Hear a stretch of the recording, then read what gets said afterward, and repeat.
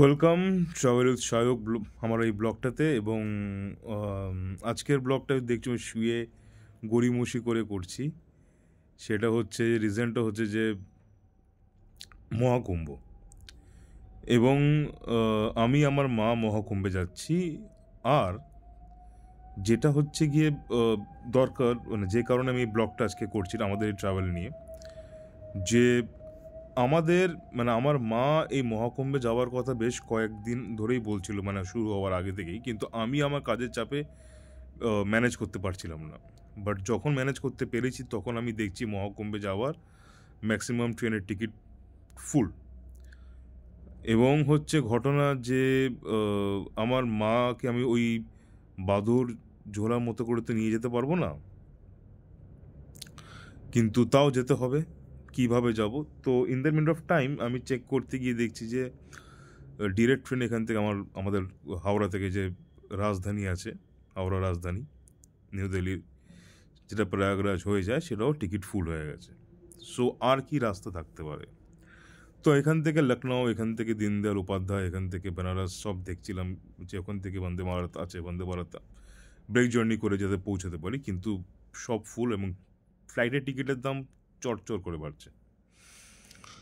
তাও তারপর ডিসিশন নিলাম যে ব্রেক জার্নি করি, এখান থেকে নিউ দিল্লি যাই, নিউ দিল্লি থেকে ট্রেনে করে যদি প্রয়াগরাজ আসতে পারি। এবং লাকিলি আমি সেটা ব্যবস্থা করতে পেরেছি। এখান দমদম থেকে নিউ দিল্লি, দেন ওখান থেকে তেজস রাজধানী। সো আমি এখন এই ব্লগটা করছি এই কারণেই, এই পার্টটা এই জন্য ছাড়ছি যে মানে ইনফরমেশনটা দেওয়ার জন্যই এটা করলাম যে ট্রাভেল যদি করতে হয়, যে আমরা যারা ট্রাভেল করি, সেটা দরকারি ক্ষেত্র হতে পারে বা ঘোরার ক্ষেত্র হতে পারে, লাস্ট মোমেন্টে ট্রাভেল করতে গেলে কি করতে হবে, তার ট্রিক্স কী, তার প্ল্যানিং কী হতে পারে। দেখা যাচ্ছে যে যেখানে আমার রুট ফুল হয়ে যাচ্ছে, হয়তো দেখা যাচ্ছে বাসের টিকিটও ফুল হয়ে যাচ্ছে, তাহলে কি হতে পারে?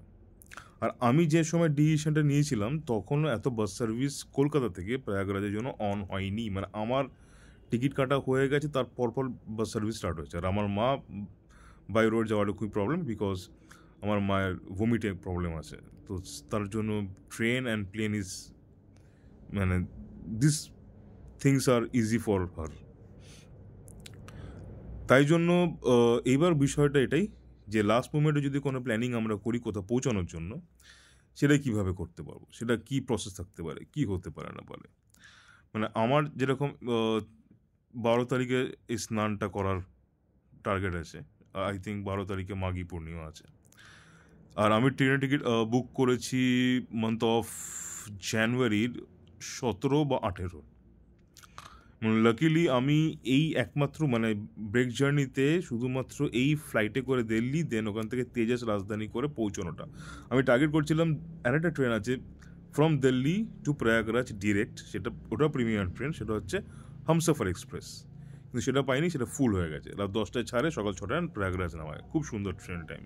কিন্তু তেজস রাজধানী প্রবলেমটা হচ্ছে 5টা 10-এ তার ছাড়ে ফ্রম নিউ দিল্লি, প্রয়াগরাজে পৌঁছাবে রাত 12টায়।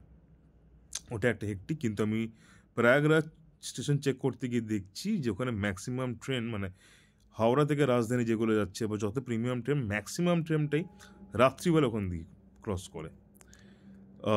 Humsafar express from Delhi two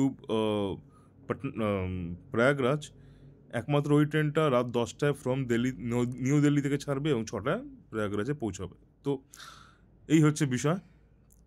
তো এবার তাই জন্য এইটা ব্লগটা করলাম কি, আমি পার্ট বাই পার্ট এখন ব্লগ দিতে থাকবো, কী কী হচ্ছে, কী কী ফিল করছি, কী কী ফেস করছি, ইচ অ্যান্ড এভরি ইনফরমেশন। এবং এটা ইনফরমেশন দিয়ে থাকবো যদি কারোর লাস্ট মোমেন্টে ট্রিপ প্ল্যানিং করো, কীভাবে ব্রেক জার্নি করে যাওয়া যায়। তো চলো, এটা একটা পার্ট আমি স্টার্ট করলাম, এর পরের পার্ট আমি খুব কিছুক্ষণের মতো আবার আনছি।